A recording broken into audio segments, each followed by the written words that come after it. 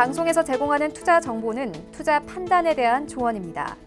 방송에서 제공하는 주식의 가치, 가격 상승 및 가격 하락에 대해서는 방송사에서 보장하지 않습니다. 이 시각 헤드라인 뉴스입니다. 현지 시간으로 12일 오펙 플러스는 5월 1일부터 6월 30일까지 두 달 동안 하루에 970만 배럴의 원유를 감산하는 데 합의했습니다. 이번 합의된 감산량은 그동안 오펙 플러스가 결정한 감산량 그리고 증산량 가운데 가장 큰 규모입니다. 코로나19가 세계로 퍼져나간 가운데 4월 1일부터 10일까지의 수출이 1년 전보다 급감했습니다. 관세청은 1일부터 10일까지의 수출이 지난해 같은 기간보다 18.86% 줄어든 122억 달러로 잠정 집계됐다고 밝혔습니다. 성분 논란으로 잠정 중단됐던 코오롱그룹의 골관절염 유전자 치료제 인보사가 미국 임상시험 재개될 전망입니다. 이 영향으로 코오롱그룹 주요 계열사 주가는 오늘 개장과 동시에 상한가를 기록했습니다. 중국이 코로나19의 세계적 확산 속도에도 미국과 1단계 무역 합의 사항을 이행하고 있다고 밝혔습니다. 쉬텐카이 미국 주재 중국 대사는 중국이 여전히 미국산 농산물을 구매하고 있고 금융시장에서도 외국 기업에 대한 일부 제한을 폐지하고 있다고 밝혔습니다. 시청자 여러분 안녕하십니까. 오늘장 내일장 출발하도록 하겠습니다. 서정덕입니다. 일단 오펙 플러스 회의에 대한 이야기는 알고 계실 겁니다. 당초 1000만 배럴 예상을 하고 있었는데 멕시코 쪽에서 40만 배럴보다는 우린 10만 배럴을 감산하겠다라고 이야기를 하면서 지난주에 무산이 된 부분이 있었습니다. 결국에 현지 시간으로 어제 밤이었죠. 오펙 플러스 회의는 멕시코에 요구를 들어주기로 한 겁니다. 그래서 30만 배럴이 빠진 970만 배럴로 결정이 됐습니다. 일단 현재까지 나온 물량 중에 가장 큰데 코로나19로 물동량이 줄면서 현저하게 줄면서 일단 3천만 배럴 정도의 하루에 지금 수요가 줄어들었다고 합니다. 그러다 보니 1,000만 배럴도 안 되는 물량을 줄이는 게 큰 의미가 있겠느냐라는 비관론이 또다시 나온 겁니다. 지난주에도 마찬가지로 1,000만 배럴 얘기 나왔을 때 유가가 롤러코스터를 탔는데 오늘도 좀 마찬가지고요. 미국 시장이 금요일에 휴장이었습니다. 부활절 전 금요일은 휴장이죠. 그러다 보니 일단 우리 시장에는 오늘 좀 두고 보자라는 관망세가 굉장히 강한 것 같습니다. 부담으로 작용하고 있고요. 심리적 싸움이 지금 벌어지고 있는 건데 심리적 싸움에서 일단은 하방으로 압력을 받고 있는 상황입니다. 코스피, 코스닥 모두 다 하방 압력 좀 받고 있는데 코스피는 1840선 살짝 무너졌고요. 코스닥은 602포인트대까지 현재 밀려 내려온 상황입니다. 한 주를 시작하는 월요일인데 어떤 부분을 봐야 할지 어떤 종목들이 어떤 업종들이 오늘 강세고 약세인지 하나하나 확인해 봅니다. 코스피부터 만나보도록 하죠. 자, 지수가 1838입니다. 1.18%, 1%대 급락으로 또 전환이 됐는데 흐름을 잠깐 정리해 보도록 하겠습니다. 보시면 한번 살짝 밀리는 듯하더니 다시 올라가다가 지금 급격하게 밀려 내려옵니다. 1835 찍고 다시 올라가 주고 있는 상황이고요. 다음 볼까요? 개인만 삽니다. 6,174억 원. 외국인 기관 파는데 매도 물량 꽤 많네요. 지금 양시장 모두 매도 물량이 많이 늘어났고요. 연기금만 지금 439억 원 사주는 추세고 금융투자 잘 생각해 보시면 지난주 월요일에 금융투자가 어마어마한 물량을 매수했습니다. 그리고 그 물량들을 금 시장에서 계속해서 조금씩 이렇게 쏟아내면서 부담으로 작용을 하고 있는 상황입니다. 다음 볼까요? 삼성전자, SK하이닉스 빠지는데 특히나 SK하이닉스의 낙폭이 큽니다. SK하이닉스는 아직까지 실적 발표를 하지 않았습니다. 삼성바이오로직스가 지난주에 급등 그리고 잠깐 숨고르기 들어갔고요. 셀트리온 같은 경우에는 항체 후보군 오늘 얘기가 나왔습니다. 긍정적 얘기가 나오면서 셀트리온 잘 달리고 있고요. 다음 볼까요? 자, 보시는 것처럼 네이버가 소폭 올라가고요. LG화학, LG생활건강, 현대차, 삼성물산 모두 다 지금 약세를 보이고 있습니다. 다음 볼까요? 일단 2차전지 관련 종목들, 운송장비들 지난주에 좀 오르는 모습들도 보여졌는데 여전히 코로나19가 확진세가 강하다라는 얘기들이 나오고 있는 상황입니다. 그러다 보니 조업재개 부분이 가장 걸리는 부분이거든요. 2차전지나 운송장비는 현지에 두고 있는 공장들이 셧다운된 부분이 굉장히 크기 때문에 이 부분이 정상화되는 부분을 좀 주가는 기다리고 있는 것 같고요. 포스코는 자사주 매입을 어마어마하게 합니다. 그러다 보니 지금 2.53% 오늘 약세장에서도 올라갑니다. NC소프트 방어주답게 올라가지고 있고요. 다음 볼까요? 602까지 빠집니다. 일단 코스닥 오늘 600선 지금 위협받고 있는데 이 부분이 어떻게 얼마나 막아질지 또 봐야 될 것 같습니다. 다음 보도록 하죠. 잘 달리던 시장이 그대로 툭 부러집니다. 오후 들어서 지금 약세를 보여지고 있는데 뭐 다들 알고 계실 겁니다. 이 정도 시간 1시에서 2시 사이 되면 미국 야간 선물 움직임에 따라서 우리 시장이 이렇게 급등락을 거듭하는데 오늘은 이 시간에 지난주 같은 경우에는 오히려 이제 오름세로 전환이 되는 경우도 많았는데 약세장으로 확실하게 전환이 된 상황입니다. 다음 볼까요? 개인이 1,821억 원을 사고요. 기관, 외국인 지금 매도 포지션 함께 잡아갑니다. 양시장 모두 수급이 그렇게 좋지가 않네요. 다음 보도록 하죠. 셀트리온 헬스케어, 셀트리온 제약 잘 달리는데 역시나 이 후보군 관련해서 얘기가 나오니까 셀트리온 제약이 가장 크게 반응을 먼저 해주고 있는 상황입니다. HLB도 올라가고요. 펄어비스, CJ E&M 빠집니다. 다음 보도록 하죠. KMW, 시즌, 스튜디오 드래곤, SK머티리얼즈 모두 다 빠지고 헬릭스미스만 올라가는데 시즌 같은 경우에는 진단시약 관련 종목들이 오늘은 조금 주춤주춤하고 보면 신풍제약, 부광약품 전체적으로 약세를 보이는 가운데 지금은 일단 개별 종목 이슈로 움직입니다. 특징주로는 지금 보면 에클론이 뉴스 플로우에 따라서 급등을 좀 해주고 있는데 이중항체, 어피바디 치료제 이런 얘기 나오면서 오늘 코로나19 치료제 관련해서는 이쪽으로 좀 테마가 쏠려가고 있다. 이중항체 관련 이쪽으로 지금 조금 전 시간대부터 움직이고 있다라고 보시면 될 것 같고요. 스튜디오 드래곤도 블록딜 여파가 여전히 가고 있고 지난주 금요일에 CJ E&M과 전체적으로 봤을 때 콘텐츠 특히나 중국 콘텐츠 관련주들이 상승 흐름이 좋았는데 오늘은 또 차익 실현 매물들이 나오는 종목들이 좀 보이고 있는 상황입니다. 다음 보도록 할까요? 제넥신, 휴젤, 에코프로비엠, 호미팜, 원익 IPS 모두 빠집니다. 전해드렸다시피 2차전지 관련 에코프로비엠도 오늘 바로 하락 추세로 전환이 된 상황입니다. 다음 보도록 하죠. 1219원 60전입니다. 지난주에 크게 조정을 받았던 환율이 이번엔 또 크게 우상향을 하고 있는 상황 포착이 됩니다. 금일 본 방송에서 제공해드리는 정보는 투자 판단에 대한 조언일 뿐입니다. 해당 주식의 가치와 수익률 보장해드리지 않는다는 점 참고해 주시길 바라고요. 문자번호 지금 하단에 나가고 있는 상황입니다. 저희 함께 하시면서 잠시 뒤에 2시 50분부터는 종목 상담 이어가는데요. 미리미리 종목 상담 샵 0082번으로 남겨주셔도 좋습니다. 이슈 정리해 보도록 하겠습니다. 오늘은 펠리지 투자 리서치 김민수 대표 연결돼 있습니다. 안녕하세요. 네, 안녕하십니까. 예, 이번 주 일단은 여러 가지 또 지표 발표도 있고 이슈들이 있는 것 같은데 어떤 부분을 봐야 될지 이슈 점검부터 먼저 해볼까요? 네, 지난주까지 강세 시장의 흐름을 못 이어가고 있는 시장 분위기인데요. 그렇죠. 그런 관점 쪽에서 이번 주 또 확인해야 될 이슈들도 상당히 많은 가운데 하나씩 점검해서 말씀드린다고 한다면요. 일단 오늘 같은 경우는 중국의 3월 자동차 판매가 발표가 되면서 특히 이제 지난달이 거의 96%. 그러니까 즉 이런 와중에 무슨 차냐라는 관점 쪽에서 자동차 매출은 거의 소멸된 쪽으로 나왔었죠. 그러다 보니까 이런 관점 쪽에서 이제 신흥국에 가장 차를 많이 팔아야 될 현대차 입장 쪽에서도 상당히 이제 충격으로 받았던 흐름들인데 일단 회복은 되기 시작합니다. 회복은 되기 시작한다고 하더라도 이 부분이 이런 유사한 흐름들이 앞으로 미국과 유럽에서도 나타날 가능성이 높다라는 관점이라고 하게 되면 아무래도 부담감이 클 수밖에 없는 상황이라고 생각되고 있고요. 그런 쪽에서 이제 회복의 속도, 특히 정부의 정책적인 변화들도 좀 중요하다고 봐야 될 것 같은데 국내 같은 경우도 일단 개소세를 인하하다 보니까 상대적으로 현대차 입장 쪽에서는 내수는 조금 보강이 되는 분위기죠. 그렇다고 하더라도 해외 판매가 이런 식으로 급감하는 모습들에 대한 변화는 아무래도 대처하기가 힘들다는 관점 쪽에서 앞으로 얼만큼 빠른 속도로 회복할 수 있을 것인가 여기가 가장 큰 관건이 아닐까로 봐야 될 것 같고요. 또 4월 14일 날 화요일 날 같은 경우는 한국의 3월 수출입 물가지수가 발표가 될 예정입니다.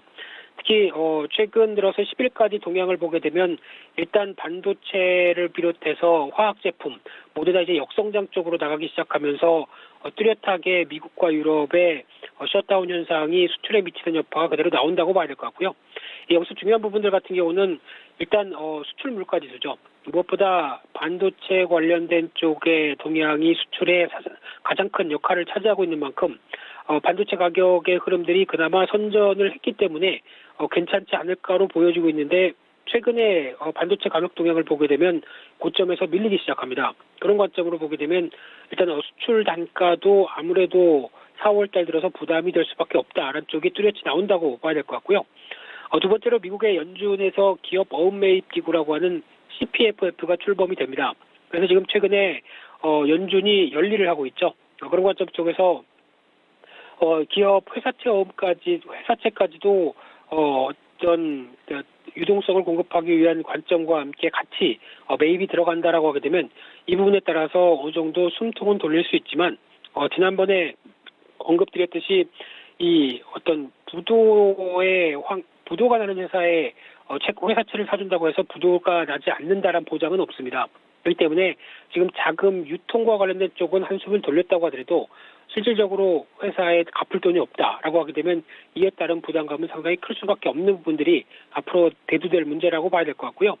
또 세 번째로 중국의 3월 무역 수지가 발표가 될 예정인데 특히 3월 무역 수지의 동향과 함께 지난 무역 수지 흐름을 보게 되면 일단 대체로 춘절이 있는 때는 중국이 대부분 공장도 가동이 안 되고 그러다 보니까 무역 수지가 별로 안 좋습니다. 어떤 계절적인 요인들이 뚜렷한 상황들인데, 근데 지금 그럼에도 불구하고 최근 동향을 보게 되면 어떤 더 안 좋은 무역 수지의 흐름들이 지난달에 보여줬었죠. 그러다 보니까 이번 달 같은 경우는 반전을 좀 시도한다고 하더라도 여전히 무역 수출 관련된 동향들이 가장 중요하다고 보여지고 있는데 중국이 또 수출을 하려고 하는 대표적인 지역이 또 미국과 유럽이다라고 하게 되면 일단 제동은 걸릴 수 있다는 관점 쪽에서 빠른 회복은 아직까지 기대가 조금 힘들지 않을까라는 쪽으로 바라보고 있고요. 마찬가지로 미국에도 3월 수출입 물가지수와 함께 NFIB 소기업 약관지수가 발표가 될 예정인데 여기서 주목할 게 이 소기업 약관지수라고 봐야 될 것 같고요. 특히 이 셧다운 사태를 통해서 어떤 체감 경기와 밀접하게 연결될 수 있는 중소기업 쪽이 과연 얼만큼 심리가 안 좋아졌느냐라는 관점 쪽에서 이번 관련된 지표들에 대한 변화, 특히 안 좋을 거는 예상을 하고 있습니다만 얼만큼 안 좋느냐에 대한 부분들을 확인하는 게 또 하나 중요한 흐름이 아닐까 생각이 들고 있고요. 그 밖에 미국의 실적 발표 시즌이 이제 이번 주 본격적으로 이어집니다. 그런 관점 쪽에서 먼저 JP모건 체이즈, 존슨앤존슨이 실적을 발표할 걸로 보여지고 있는데요. JP모건 같은 경우 금융주죠. 그러다 보니까 이번 사태로 인해서 금융주에 대한 부담이 더 가중될 수밖에 없었던 부분들, 얼만큼 실적에 대해서 부정적으로 나오느냐, 이 부분과 함께 실적 동향들을 얼만큼 또 예측하면서 커멘트를 하느냐, 특히 가장 이번 실적 발표 쪽에서는 주목해야 될 게 지금은 충격은 이만큼이다. 하지만 앞으로는 어떻게 변할 것이다라고 하는 향후 전망이 더 회사 입장 쪽에서 더 중요하지 않을까라는 관점들인데 솔직히 전망을 어느 정도 좀 이어가기에는 아직까지 여러 가지 불확실성이 많죠. 그렇기 때문에 이와 관련된 부분들 체크해야 될 것 같고요. 상대적으로 존슨앤존슨 같은 경우는 잘 아시는 것처럼 필수 소비재, 생활 소비재 쪽입니다. 그러다 보니까 실적이 그나마 선방하지 않았을까로 바라보고 있고요. 4월 15일 날 수요일 날은 투표하셔야죠. 예, 총선입니다. 그러다 보니까 한국은 휴장으로 임시 휴일로 보시면 될 것 같고요. 그때 휴장임에도 불구하고 이슈들은 상당히 많다라고 볼 수 있는 상황들인데 가장 먼저 미국의 연준에서 베이지북을 공개합니다. 특히 연준은 지금 미국 경제를 어떻게 바라보느냐에 따라서 또 어떤 투자 심리가 바뀔 수 있는 상황들인데 얼만큼의 충격 또 얼만큼의 어떤 상황들, 특히 이번에 발표되고 있는 고용 지표들을 통해서 상대적으로 위기감을 많이 느낀 연준인 만큼 어느 정도에 대한 경기 진단을 하고 있는지도 지켜봐야 될 부분들이고요. 그 밖에 또 중요한 2월 기업 재고, 또 3월달 소매 판매, 3월달 산업 생산이 발표가 될 예정인데 물론 산업 생산도 안 좋을 걸로 알고 있고 지켜봐야 될 흐름이지만 무엇보다 소매 판매라고 봐야 될 것 같습니다. 특히 소매 판매 추이를 보게 되면 2019년도까지 상당히 좀 부진하게 나오면서 회복되는 추세를 보이다가 최근에 소비자 심리 지수의 추이를 보게 되면 고점에서 약간 꺾이는 모습들이 나오기 시작하죠. 그런 관점 쪽에서 지금 소비자 심리 같은 경우와 반영되는 소매 판매 같은 경우도 아마 거의 마이너스 4까지 떨어지지 않을까라는 관점 쪽에서 상당한 충격을 예상을 하고 있는 상황인 만큼 그에 따른 변화 지켜봐야 될 것 같고요. 그 밖에 또 국제에너지기구인 IEA에서 원유시장 보고서가 발표가 되는데 마찬가지로 지금 유가는 일단 감산 쪽으로 합의는 했다고 하더라도 규모가 상대적으로 그렇게 크진 않는 쪽으로 예상보다 크지 않다고 봐야 될 것 같고요. 특히 수요 같은 경우는 하루 생산 배럴 기준으로 봤을 때는 거의 뭐 3천만 배럴 이상 수요가 줄었다라는 관점이다 보니까 그와 관련된 수요에 대한 예측과 흐름들을 이번 보고서에서 담지 않을까라는 관점 쪽에서 좀 더 주목해야 될 것 같고요. 또 하나 이날 주목할 게 애플의 행보라고 봐야 될 것 같습니다. 애플이 아이폰 9을 공개할 걸로 보여지고 있는데 특히 아이폰 9이 4.7인치에 $399, 그리고 9 플러스가 5.5인치에 $499, 즉 우리나라 돈으로 한 5, 60만 원대가 넘지 않는 정도의 가성비를 노린 보급형 폰이라고 봐야 되겠죠. 특히 메모리가 3기가라고 하게 되면 지금 삼성전자의 프리미엄 폰이라고 하는 쪽은 거의 램이 12기가까지 나오고 있는데 4분의 1 정도밖에 안 되고 카메라도 지금 단일 후면 쪽으로 얘기가 나오고 있는 상황이다라고 하게 되면 일단 지금같이 스마트폰 시장이 위축이 상당히 심한 상황 쪽에서 애플의 전략이 보급형인 가성비를 높인 쪽으로 일단 판매 대수를 유지하자라는 관점이라고 하게 되면 이에 따른 변화를 계속 지켜봐야 될 것 같고요. 아마 2분기 대부분의 제조사들도 가성비에 초점을 맞춘 폰을 많이 출시할 걸로 보여지고 있습니다. 그러다 보니까 그에 따른 스마트폰 시장의 변화도 생각을 해봐야 될 국면들인데 그럼에도 불구하고 스마트폰 관련된 부분들은 아무래도 부품 쪽에서는 보급폰이다 보니까 단가가 딸린다라는 관점들을 염두하셨으면 좋겠고요. 그 밖에 죄송합니다.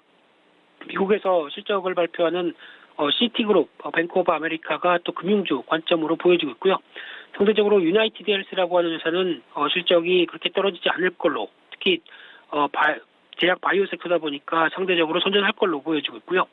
4월 16일 날 목요일 날 같은 경우는 오페크의 월간 보고서가 대기하고 있습니다. 그런 관점에서 앞서 말씀드렸던 유가와 관련된 공급 쪽이 아닌 수요 쪽에서 계속 초점을 맞추면서 향후 흐름들 대응을 할 걸로 봐야 될 부분이라고 생각되고 있고요. 또한 중국의 3월 주택가격지수와 유럽의 2월 산업생산 모두 챙겨는 보는데 아직 그렇게 파급력이 강한 상황은 아닐 것 같고요. 특히 이날 목요일이다 보니까 주목해야 될 부분들이 미국의 주간 신규 실업수당 청구 건수입니다. 지금 이제 지지난주부터 한 300만 건에서 600만 건, 아마 이번 주는 700만 건은 되지 않을까라는 관점으로 바라보고 있는데 거의 1000만 건에 육박할 정도로 지금 대량 실업 사태에 대해서 신경을 많이 쓰고 있는 만큼 그에 따른 변화가 시장에서 어떤 변화로 가져올지는 좀 더 확인을 해야 될 것 같고요. 4월 17일 날 금요일 날 같은 경우는 IMF와 월드뱅크의 연례회의가 있습니다. 그러다 보니까 지금 같은 사태로 인해서 글로벌 경제가 어떤 식으로 영향을 받는지에 대한 변화와 함께 이런 어느 정도 충격에 대한 어떤 피해를 어느 정도로 추측을 하는지 이런 흐름들과 함께 그러면 이를 타개하기 위해서 어떤 식의 공조를 가야 될지 이 부분에 대해서도 계속 어느 정도 언급이 나오지 않을까로 바라보고 있고요. 그밖에 한국의 3월 고용 동향 발표가 될 예정인데 특히 마찬가지로 실업률과 함께 여러 가지 경제 허리라고 하는 40, 50대 실업률이 상당히 부진하게 작년부터 이어져 왔는데 이 부분에 대한 변화가 계속 나올 수 있는지 여부도 확인을 해야 될 것 같고요. 이날 또 중요한 중국의 여러 가지 지표들이 많이 발표됩니다. 대표적으로 1분기 GDP와 함께 3월 고정자산 투자, 산업생산, 소매 판매. 특히 중국이다 보니까 GDP 쪽과 산업생산을 먼저 챙겨봐야 되겠죠. 특히 1분기 GDP 같은 경우 역성장까지도 최악의 경우 얘기를 하고 있는 만큼 그에 따른 여러 가지 부담은 일단 남아있는 상황 쪽에서의 변화들 체크하는 가운데 특히 산업생산 주목하셔야 될 것 같습니다. 지금 지난달이 마이너스 15로 사상 최저로 떨어졌던 산업생산이 일단 회복은 할 걸로 보여지고 있는데요. 회복하는 마찬가지로 중국의 입장 쪽에서 속도라든가 그리고 특히 충분한 수요처를 확보한 다음에 움직이는 산업생산의 변화가 일단은 아니라는 점 쪽에서 절벽에서는 돌아오지만 추가적인 확장은 아직 좀 더 눈치를 봐야 된다라는 입장으로 봐야 될 것 같고요. 그 밖에 미국의 3월 경기선행지수 발표되는 부분들 챙겨봐야 될 걸로 보여지고 있습니다. 자, 그렇다면 이번 주 투자 전략도 맞춰서 좀 가져가야 될 것 같은데요. 여전히 시장은 아직까지 하락세를 면치 못하고 있는 상황입니다. 이번 주 계속 이러지 않을까 이런 고민도 당연히 월요일이라서 할 수도 있는데 어떻게 하면 좋겠습니까? 네, 일단 유가 관련된 부분들은 어느 정도 일단락이 되는 분위기긴 하겠지만은 여전히 수요에 대해서 고민할 수밖에 없는 상황이다라는 쪽에서 유가에 대한 강한 변화는 기대하기가 좀 힘들 것 같고요. 게다가 또 앞서 말씀드린 것처럼 미국 기업들의 실적 본격 발표 시즌입니다. 그런데 지금 팩트셋 기준으로 보게 되면 1분기 기업 실적 S&P 500 기준으로 영업이익이 한 10% 줄을 걸로 예상을 하고 있고요. 2분기는 20%대, 그러니까 즉 1분기보다 2분기가 더 안 좋다라는 관점들이다 보니까 아무래도 이에 부담감들이 계속 주가에는 나올 수밖에 없는 상황들이고요. 반등은 했지만 추가로 올라가기 위한 모멘텀은 적다란 쪽으로 일단 그렇게 해석하는 분위기고요. 그런 흐름이라고 하게 되면 지금 미국 시장의 S&P 500 기준으로 PER, 즉 실적 대비 주가 수준을 계산해 보게 되면 거의 19배, 20배까지 나옵니다. 지난 5년 평균이었던 16배, 15배 이런 쪽까지도 훨씬 뛰어넘는 수준이기 때문에 주가는 많이 급락했다가 돌아왔다고 하더라도 실적 자체인, 그러니까 즉 PER을 계산할 때 이어지는 어떤 그 어닝에 대한 부분들이 상당히 위축되어 있는 상황이기 때문에 주가 수준이 지금 결코 싸다고 할 수 없는 수준까지 들어있는 흐름들이고요. 그러다 보니까 발표할 실적에 대한 두려움들이 계속 남아있을 수밖에 없다라는 관점과 함께 그런 쪽에서 봤을 때는 일단 주가가 반등한 쪽은 글로벌 정부 정책에 따라서 어느 정도 어떤 충격은 흡수한다고 하더라도 지금 나오고 있는 실물 경제에 대한 타격들의 여러 부분들이 속속 들여서 대표적으로 기업 실적과 함께 나오기 시작한다라고 하게 되면 아무래도 이에 따른 반등이 강화되기보다는 우려감이 조금 더 짙어지는 시장 흐름들의 무게를 둬야 될 부분이라고 생각되고 있고요. 따라서 한 1850선에서 1900선 또 중요한 저항권 쪽에서 아직 지금 삼성전자가 제대로 역할을 못하고 있는 흐름들로 봤을 때는 아무래도 지금 추가적인 강세보다는 좀 확인하자라는 심리가 좀 더 높을 것 같습니다. 그렇기 때문에 지금 시장에 대해서 공격적으로 대응하는 전략보다는 적정 현금을 갖고 대응하자 당관점 쪽으로 말씀드리고 싶고요. 포트폴리오도 일단 지난주부터 계속 말씀드리지만 압축해서 일단 지금은 불확실성이 조금 더 커져 있는 원역 시장이 올라왔기 때문에 그에 따른 또 반대급부도 생각해야 될 상황이 아닐까 그렇게 보여지고 있습니다. 예, 알겠습니다. 오늘 말씀은 여기까지 듣도록 하겠습니다. 고맙습니다. 네, 감사합니다. 펠리지 투자인 리서치 김민수 대표와 함께했습니다. 이슈 컬럼 바로 이어집니다.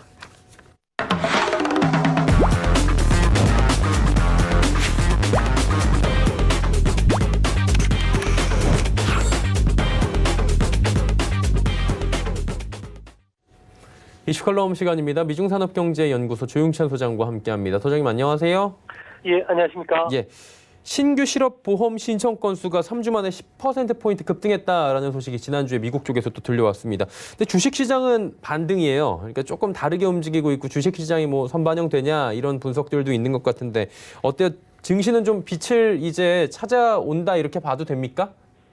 네, 미국에서는 뭐 최악의 국면을 지나서요. 희망을 떠올릴 수 있는 단계가 되면은 뭐 즐겨 쓰여지는 말이 뭐 터널 끝에 빛이 보인다는 그 은유적 표현을 많이 쓰게 됩니다. 뭐 3주 만에 미국의 실업률이 10%포인트나 급등을 했지만 뭐 주가가 반응한 것은 아무래도 고용은 경기의 그 후행 지표이기 때문에 그렇습니다. 뭐 이번 코로나 바이러스 쇼크도 뭐 주가가 가장 먼저 떨어졌지만 리먼 쇼크와 좀 다른 점은 시차 없이 곧바로 산업 생산, 개인 소비가 증발하면서 고용이 그 한꺼번에 같이 떨어졌는데요. 이같이 모든 경제 활동이 한순간 얼어버린 적은 지난 100년간 없었다고 합니다. 뭐 제조업 지표가 앞으로도 급격히 악화가 되겠지만 뭐 주가는 당분간 반등 추세를 이어갈 수 있다고 보는 거는 아무래도 미국 정부의 지상 최대 작전이 지금 펼쳐지고 있기 때문에 그런데요. 무려 2조 달러에 달하는 경기 부양책에다가 또 후속 제4탄 경기 부양책도 준비가 되고 있고요.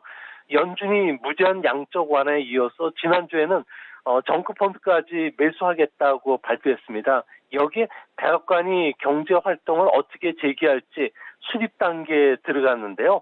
이뿐만 아니라 최근 코로나 바이러스로 인해서 새로 병원에 입원하는 환자 수가 다시 최저 수준까지 떨어졌다는 것은 아무래도 청신호가 아닐까 생각합니다. 또한 인간은 괴로운 일, 무서운 일에 직면하면 쉽게 패닉에 빠지기도 하지만 시간이 지나면은 익숙해지고 결국에는 잊어버리는 특성이 있는데요. 이 때문에 과거 리먼 쇼크를 경험한 투자가들이라면은 시간이 걸릴 뿐 언젠가는 이번 쇼크가 극복될 것이라는 믿음을 갖고 있었던 게 이번 그 증시가 의외로 강한 모습을 떠오르는 그런 그 모습으로 나타난 것으로 보여집니다. 지난주에 미국 쪽에서 나온 이야기가 4주에서 8주, 한마디로 한 2달 정도 안에 경제 활동이 재개될 수 있기를 희망한다라는 얘기가 나온 거예요. 사실 뭐 된다라는 보장은 없겠지만. 그러니까 V자 반등 얘기도 계속 나오고 있었지만 그러다 보니까 U자는 좀 나올 수 있겠다라는 얘기들이 L자보다 U자가 얘기가 좀 나오는 것 같은데 어떻게 보십니까? 네, 아무래도 당시에는 좀 그 6월 1일 경제활동 재개는 좀 엉뚱한 생각이라는 비판을 받기도 했지만 이번 코로나의 그 진원지인 그 중국 우한이 2개월 보름 만에 도시 봉쇄가 해제됐던 만큼 미국 안에서도 감염이 5월 달에는 소멸하고 6월부터는 경제 활동을 재개할 수 있다고 지금 보는 분위기들이 최근에 들어와서 많이 그 늘어나고 있는 모습입니다. 현재 미국 내 감염자는 50만 명이 넘었고요. 사망자도 2만 2천 명이 넘는 상황이기 때문에 경제 활동 재개라든지 소비가 이전 수준으로 빠르게 회복되기는 좀 어렵지 않나 보여집니다. 더군다나 전 세계적으로 코로나 바이러스가 확산되고 있는 상황이고요. 또 국가 간 인적 왕래는 물론이고 상품 무역, 대외 투자가 크게 감소한 상황이기 때문에 미국 혼자서 생산 활동 정상화는 조금 힘들 가능성이 높습니다.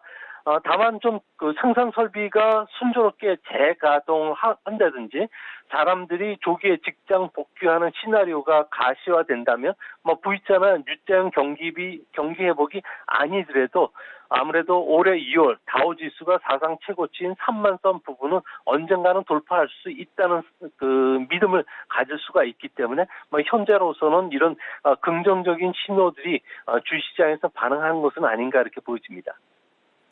그렇다면 현실적으로 봤을 때 미국 경제 같은 경우에는 지금 뭐 여러 가지 예견들이 많은 것 같은데 향후에 어떤 변화가 좀 나타날 수 있다고 보이십니까? 네, 분명한 것은 코로나 확산이 연내 수렴하더라도 사람들의 생활 스타일은 이전과는 확연히 달라질 것이라는 건 분명해 보입니다. 다른 사람들과의 만남, 특히 중국인들과의 미팅을 피할 것이고요. 기업은 가능한 한 위험을 감소하지 않고 움직일 것이기 때문에 글로벌 아웃소싱 문제, 또 해외 직접 투자도 상당히 줄어들 수밖에 없는 그런 모습입니다. 이런 상태가 계속이 되면은 전 세계 경제는 생산성이 저하될 수밖에 없고요. 각국의 장기 금리는 제로 부분까지 떨어지게 되고 결국에는 세계가 일본화의 길을 걷게 될 수도 있는 상황입니다. GDP나 고용, 주가와 같은 모든 경제 지표가 낮은 수준에서 안정되는 뉴 비정상의 시대가 찾아올 가능성도 있는데요. 코로나발 그 역습이 지금까지는 생활 패턴을 바꾸고 누구도 토를 달지 않았던 국제화, 그러니까 글로벌리제이션과의 담쌓기가 또 진행될 수도 있고요. 또 내셔널리즘이라고 국가주의가 다시 등장할 수 있고 반유엔 목소리가 높아질 수도 있는 상황입니다. 또 최악의 국면으로 가면은 세계 경제는 코로나 바이러스 전과 후로 나눠지게 되는데요. 애프터 코로나 또 비포 코로나로 나눠지게 되고요. 세계 경제는 U자나 V자형보다는 더블 딥, 트리플 딥에 빠질 가능성이 높기 때문에 이런 부분들은 우리가 좀 경계를 해야 되지 않을까 생각이 됩니다.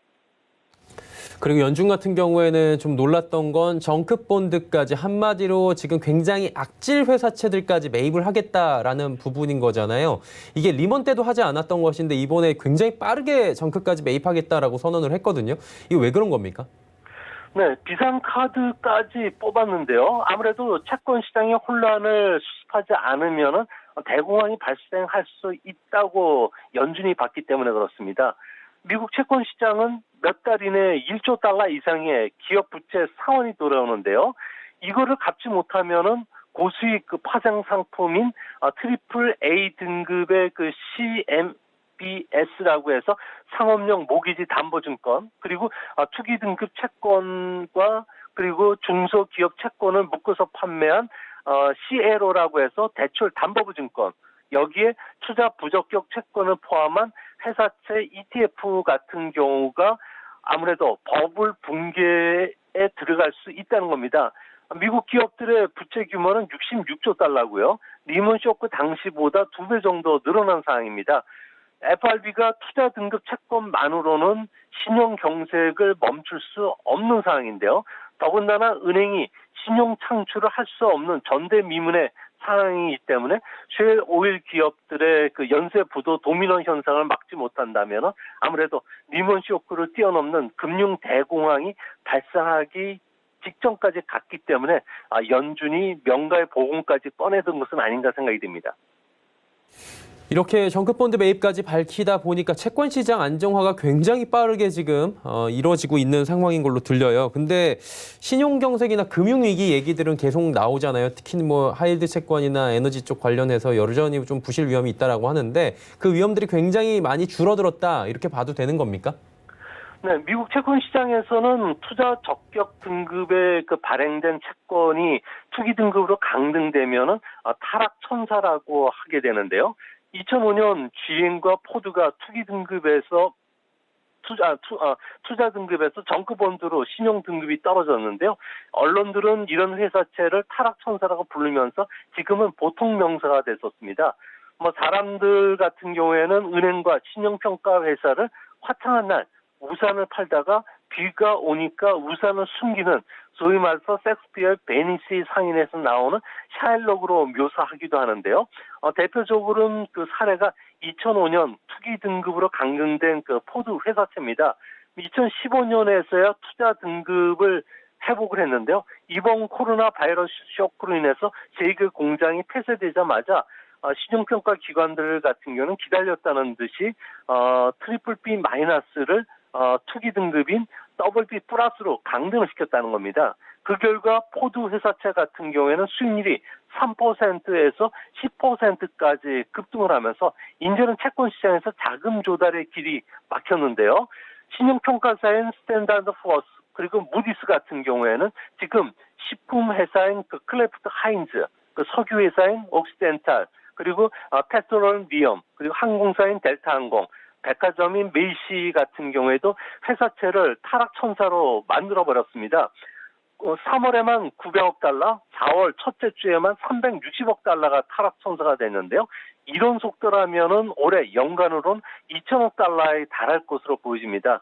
이 때문에 연준이 무제한 양적 완화를 단행을 해서 금융기관의 내관을 전부 좀 제거하려고 하지만 이 규모가 엄청 많고요. 또 파생 상품과 관련된 여러 가지 상품에 이런 그 투기 등급 회사채들이 5%씩 편입되고 있기 때문에 이것을 다 모두 제거하기는 상당히 좀 어렵지 않나 이렇게 생각이 됩니다. 연준 같은 경우에는 최대 2조 3천억 달러에 이르는 긴급자금 공공책을 발표했습니다. 이게 진짜 목적이 있을 것 같아요. 지금 상황에서 이 정도까지 가는 거 보면 목적이 어디 있다고 보십니까? 아무래도 정크본드 같은 경우에는 수익률이 10% 이상 또 20%에서 발행되는 기업들도 상당히 많은데요. 이런 그 수익률에서도 발행할 수 있는 기업은 쉘 오일 기업밖에 없습니다. 하이 리스크, 하이 리턴 기업이 아니면은 아예 정크본드에서는 회사채 발행이 상당히 어려운데요. 아무래도 수익률이 올라가면은 기업들 같은 경우는 자금 조달 비용이 올라가기 때문에 아무래도 그 경영이 더 악화될 수밖에 없는 상황입니다. 코로나 그 쇼크로 인해서 트리플 B 등급의 회사채들이 최근 들어서 많이 발행을 하고 있는데요. 비교적 고금리이기 때문에 연기금이라든지 뮤추얼 펀드 같은 경우는 투자 적격 회사채인 만큼 많은 그 수요들이 있었습니다. 하지만 투자 등급이 이제 투기 등급으로 내려왔을 경우에는 뮤추얼 펀드나 그리고 연기금 같은 경우는 투자 규칙에 부합하지 않기 때문에 즉각 매도를 해야 되는데요. 이렇게 매도가 최근 들어와서 채권의 투매 현상을 일으켰고요. 이로 인해서 채권 시장이 급격한 가격 조정이 되면서 채권 시장 전체 몸통을 지금 흔들고 있다는 겁니다. 연준이 매수 주체로 나선다면은 수익률 급등을 막을 수가 있고요. 디폴트 위기를 해소시킬 수 있기 때문에 채권 시장 같은 경우는 최소한의 혼란을 막을 수 있다는 점에서 연준이 이런 그 결정을 단행한 것으로 보여집니다. 네, 이제 궁금한 게 정급본드 하는데 그 시장 규모가 굉장히 큰가 봐요. 미국은 꼬리가 지금 몸통 흔드는 격이 돼버리고 있는 건데 이게 어느 정도입니까 규모가? 네, 미국 채권 시장은 6조 7천억 달러 규모인데요. 네네. 투자 등급 회사채와 그 규모가 있고요. 있고요. 그리고 1조 2천억 달러의 투기 등급 채권 시장이 있습니다. 정크 본드 시장이라고 하는데요. 최근에는 경기가 모호해지면서 트리플 B 등급 회사채라든지 더블 B 등급의 회사채가 거의 같은 수익률에서 거래가 되고 있기도 합니다. 발행 총액을 보면은 트리플 B 등급의 회사채는 3,600억 달러 규모고요. 또 회사채 수익률만 놓고 보면은 둘이 서로 비슷하기 때문에 투자자들 입장에서는 최근에서는 신용 등급이 모두 위험하다고 지금 보고 있는 그런 모습입니다. FRB가 무제한 양적 완화로 트리플 B 등급의 회사채를 직접 사들이고는 있지만 더블 B 등급 같은 경우는 열애가 됐기 때문에 앞으로 타락의 천사발 그 채권 시장의 변동성 위험이 이대로 놔뒀을 경우에는 더 위험하다는 측면에서 연준이 더블 B 등급도 매수할 수밖에 없는 상황까지 좀 몰렸던 것으로 보여집니다. 지금 그러다 보니까 연준의 이런 과감한 대책 자체가 채권 시장을 막을 수 있을지 이 부분도 관심사가 되는 것 같고요. 한국은행도 지금 시도를 좀 해봐야 되지 않을까 이런 얘기들이 나오는데 이 부분에 대해서는 어떻게 보시는지 궁금하네요. 네, 연준 같은 경우에는 2조 3천억 달러의 자금 공급 대책을 지난 주말에 나왔는데요. 금융기관이 중소기업에 대한 저리 대출뿐만 아니라 지방채 매입 그리고 정크본드 매입 같은 유동성 공급 대책이 포함이 됐었습니다. 연준 같은 경우에는 금융위기 치료 순서가 있는데요. 신용 경색에 빠진 응급 환자 자체에 대해서 응급 조치를 지금 먼저 했습니다. 혈액이나 링거, 상서호흡기, 심장 마사지를 대는 무제한 양적 완화를 실시했고요. 지금은 신용 감염이 다른 쪽으로 확산되는 걸 막기 위해서 항생제나 몸속에 소독제를 투여하는 단계가 지금입니다. 이제 앞으로 또한 여러 번의 그 대책들이 나오게 되는데요. 가장 다음번에 나올 대책은 괴사한 피부를 제거하고 세포를 활성화시키기 위해서 수술과 치료제를 투입하는 방식이 될 것입니다. 여기에는 부실채권 정리도 포함이 되고요. 실업구제뿐만 아니라 기업금융도 포함이 됩니다.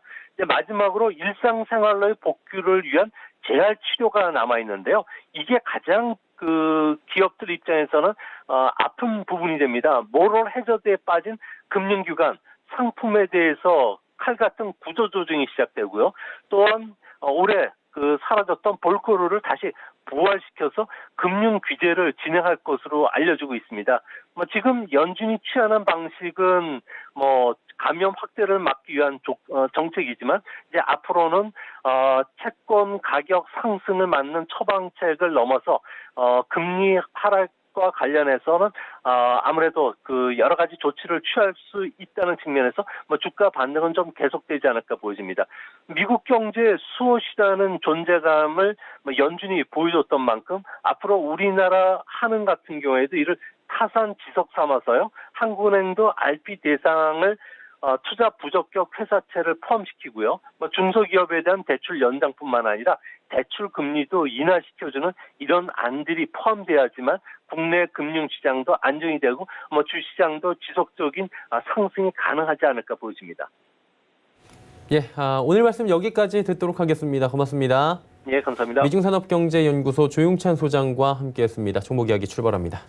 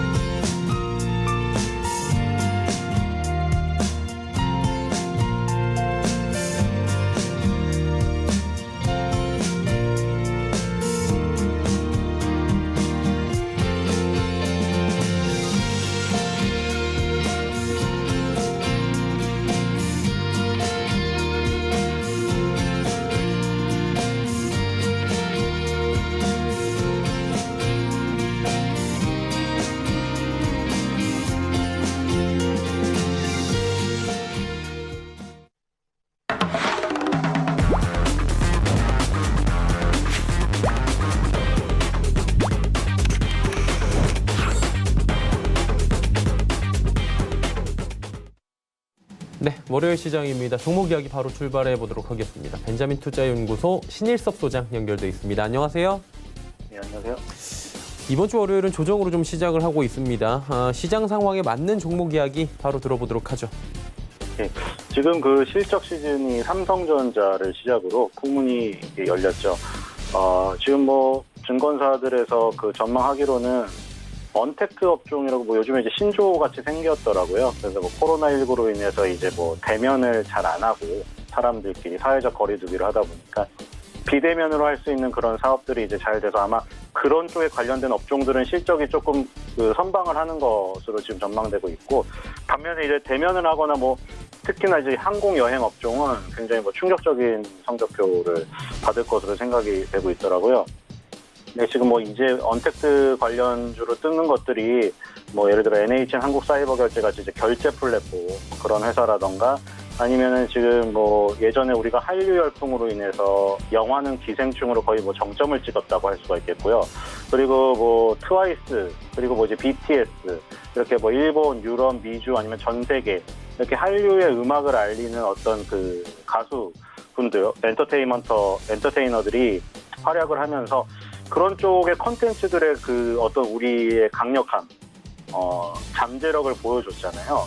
이번에도 그런 쪽이 지금 실적이 괜찮고 그런 쪽 관련 기업들이 좋다. 근데 이제 조금 후발주자들이 강세를 띠지 않을까 그런 생각에 저는 오늘 그 만화 컨텐츠 관련주를 많이 준비를 했거든요.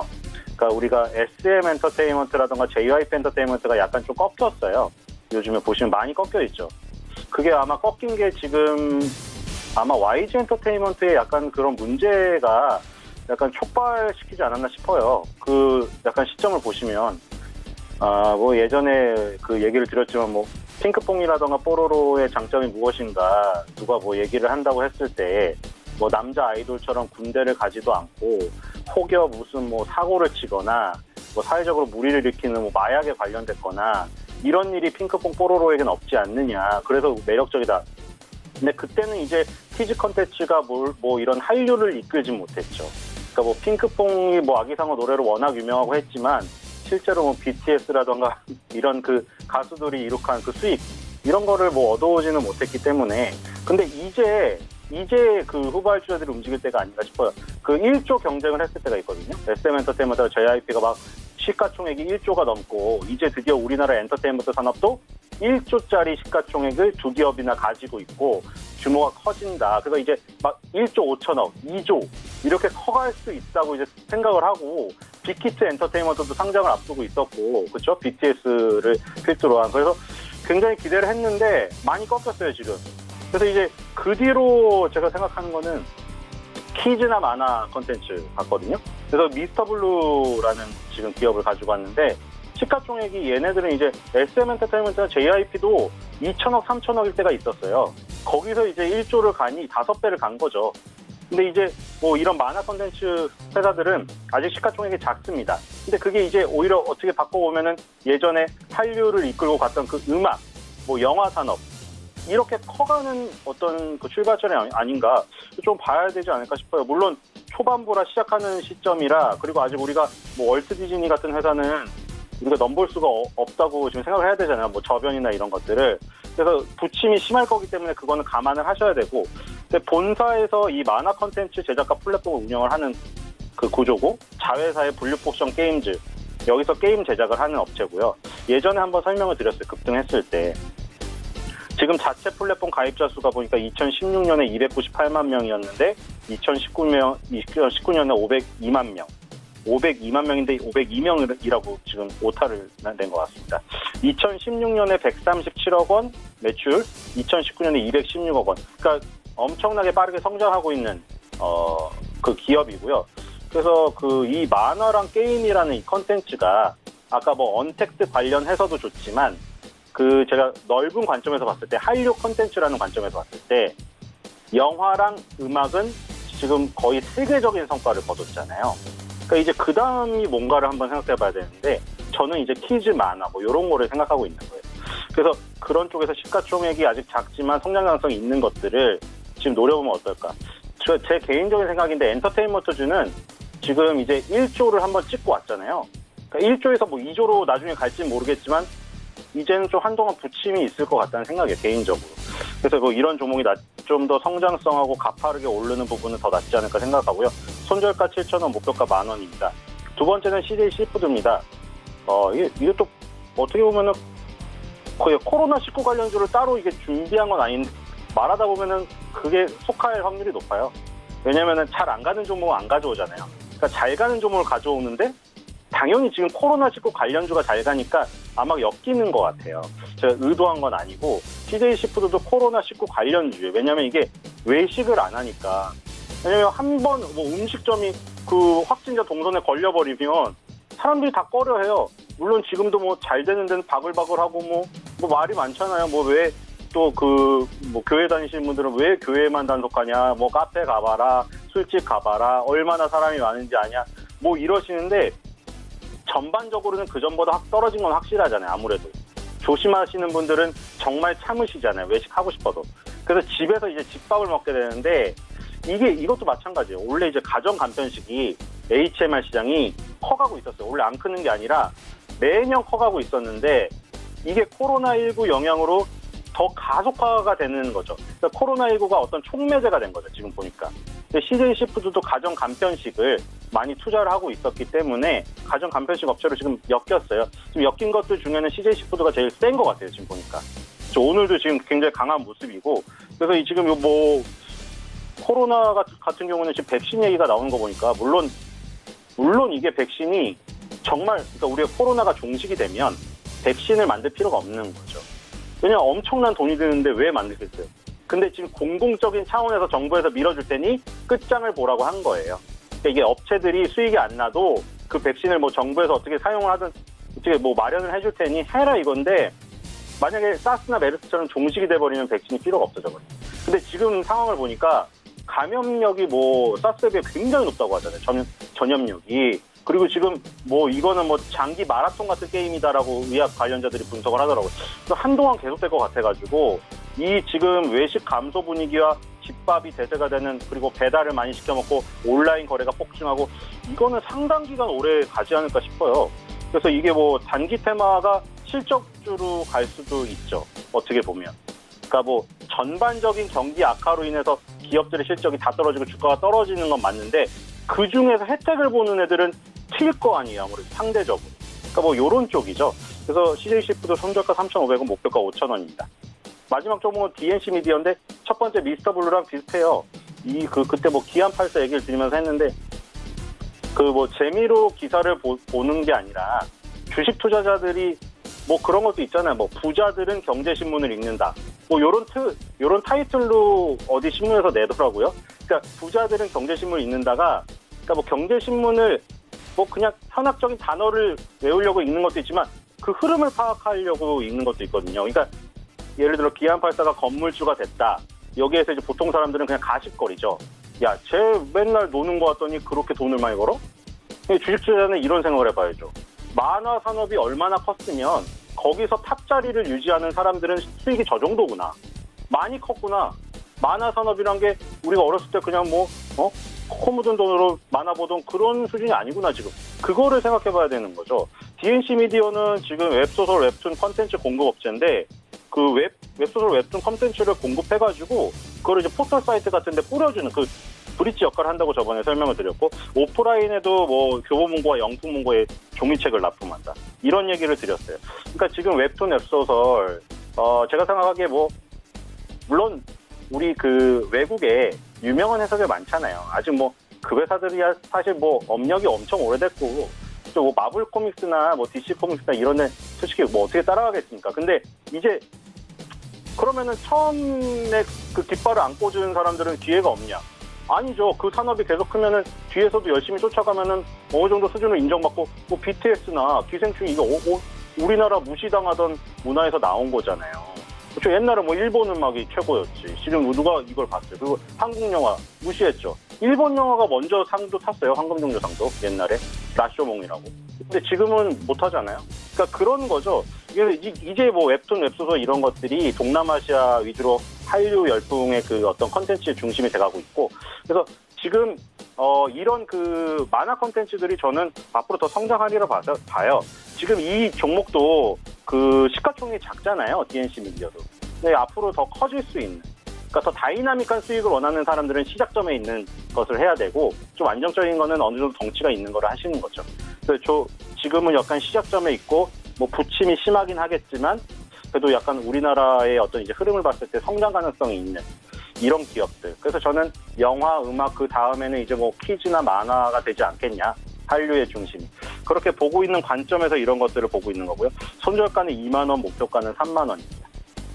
네, DNC 미디어까지 들어봤고요. 지난 시간에는 언택트 관련 수혜주 NHN 한국사이버결제 단기 접근했는데 결과 어땠습니까? 예, 강세를 계속 유지하고 있습니다. 지금 NHN 한국사이버결제가 뭐 온라인 거래액이 원래도 늘고 있었지만 저거 얘기해드린 대로 그 배송의 그 종류가 굉장히 다양화됐잖아요. 오늘은 또 쿠팡에 대한 뉴스가 하나 나왔더라고요.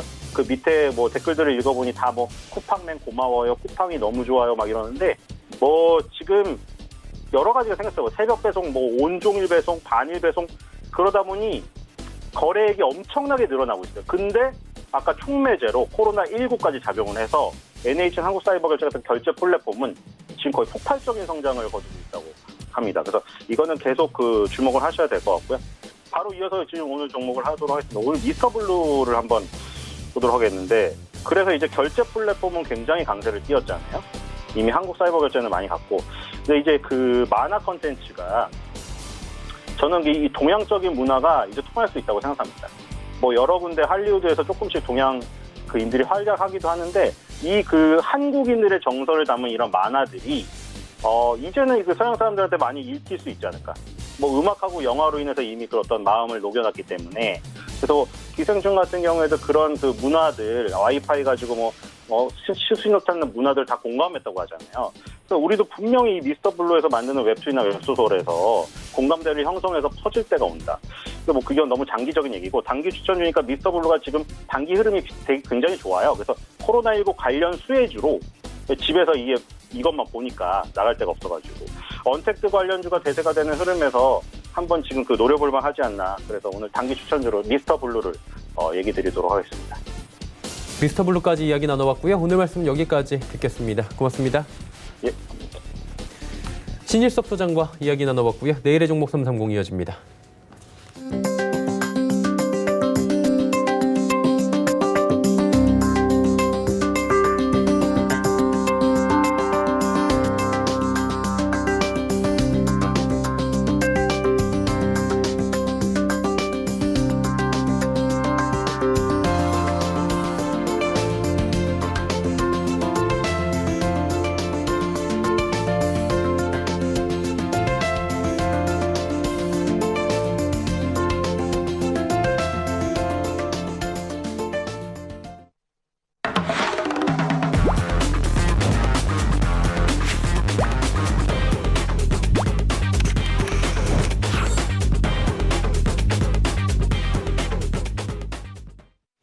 내일의 종목 330 시간입니다. 오늘도 이지환 멘토와 함께합니다. 어서 오세요. 안녕하세요. 네, 오늘 나눠볼 이야기 주제부터 바로 살펴보도록 하죠. 지난주에 외국인 매수 탑7 들려주신다고 하는데, 외국인 지난주에도 팔긴 했는데 물론 이제 뭐 다 판 건 아니고요. 산 종목이 있겠죠. 어떤 종목인지 들어보겠습니다. 네, 지난주 삼성전자 잠정 실적 발표 이후에 외국인들의 우리 시장에 대한 매도 강도가 상당폭 좀 줄어들었습니다. 계속해서 기조적인 매도 기조는 유지가 되고 있지만 전체적인 강도가 줄어들었다는 부분은 매도하는 외국인과 매수하는 이제 외국인도 생겼다라는 부분인데, 전체적으로 삼성전자에 대한 매도 강도가 줄어들면서 케이스 바이 케이스로 매수로 접근하는 종목들이 조금씩 늘어나고 있습니다. 오늘은 지난주 시장의 변동성이 좀 줄어들 때 외국인들이 매수한 종목들에 관해서 말씀을 드리겠습니다. 가장 많이 매수한 종목은 역시 기관과 똑같은데 결국에는 지수 관련된 ETF입니다. 코덱스 200TR과 코덱스 MSCI 코리아, 그리고 코덱스 코스닥 150 등 코스피 시장과 코스닥 시장의 지수와 관련된 ETF 쪽으로 가장 많은 매수세가 유입이 되었는데, 이 부분은 기관이 매수가 유입됐던 부분과 상당 부분 일치한다라고 보시면 되겠고요. 시장은 아직까지 아직까지는 오늘 조정을 받지만 반등 기조가 이어지고 있다라고 보시면 되겠습니다. 두 번째는 이제 많이 매수한 종목은 삼성전자입니다. 삼성전자가 지난주 실적 발표 이후에 외국인의 매도 강도가 확 줄어들었고 매수로 전환되는 날도 나오기도 했는데요. 그만큼 삼성전자에 대한 매도 강도가 줄어들면서 외국인들 전체 매도 포지션이 상당 부분 줄어드는 모습을 보여주고 있는데 1분기 반도체 실적도 생각보다는 좀 괜찮았고 2분기 저점론에 해당되는 종목들 위주에서 3분기 실적 개선 폭이 큰 종목들 위주로 매기가 이제 옮겨가는 모습을 좀 보여주고 있다라고 보시면 되겠습니다. 그다음 많이 이제 매수한 종목은 삼성바이오로직스인데요. 삼성바이오로직스는 지난주에 대규모 수주와 관련된 부분이 뉴스로 나왔습니다. 물론 이제 이 수주와 관련된 부분, 코로나19 치료제와 관련된 부분에서 상승 모멘텀이 형성되고 있고 전체적으로 이 바이오 시밀러에 대한 대부분의 펀드들의 우호적인 모습을 좀 보여주고 있기 때문에 펀더멘탈도 좋아지고 있는 가운데 단기적인 뉴스도 좀 형성되었다. 다만 지난주에 너무 급등하는 모습을 좀 보였기 때문에 기간 조정에 이번 주에 양상은 좀 필요하다는 부분은 인지를 하시면 되겠습니다. 그다음 이제 많이 매수한 종목은 LG화학인데요. 역시 2차 전지와 관련된 부분이 1분기, 2분기 실적은 안 좋을 수 있지만 2분기 이후에 3분기부터 개선되는 실적이 1, 2분기에 손실되는 실적을 상쇄하고도 작년 한 해 실적을 넘을 수 있다라는 부분이 최근에 계속해서 대두가 되면서 미국에서도 테슬라가 급등하는 모습을 좀 보여줬는데 아마 이 부분 영향을 받으면서 외국인들의 매수세가 지속되었습니다. 그다음 이제 매수한 종목도 역시 셀트리온인데요.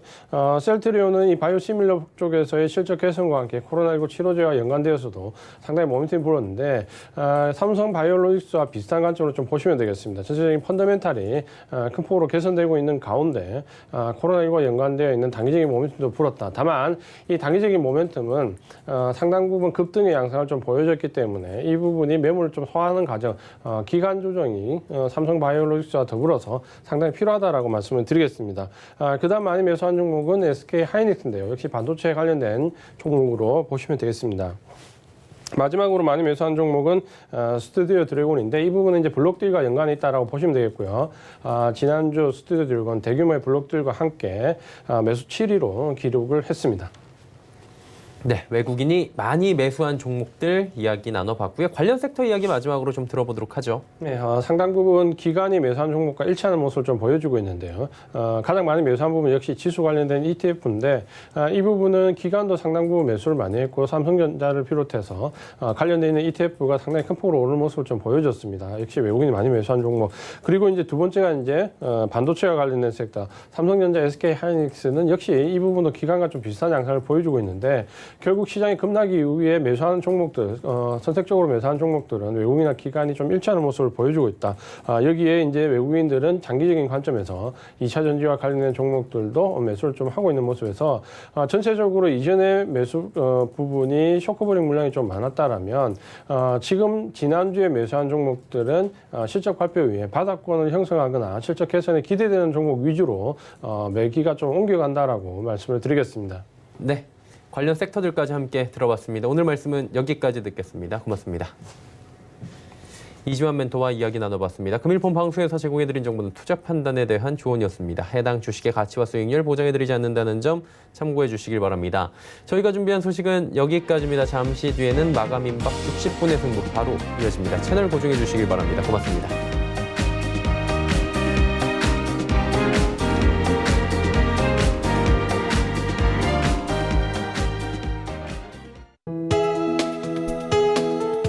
방송에서 제공하는 투자 정보는 투자 판단에 대한 조언입니다. 방송에서 제공하는 주식의 가치, 가격 상승 및 가격 하락에 대해서는 방송사에서 보장하지 않습니다.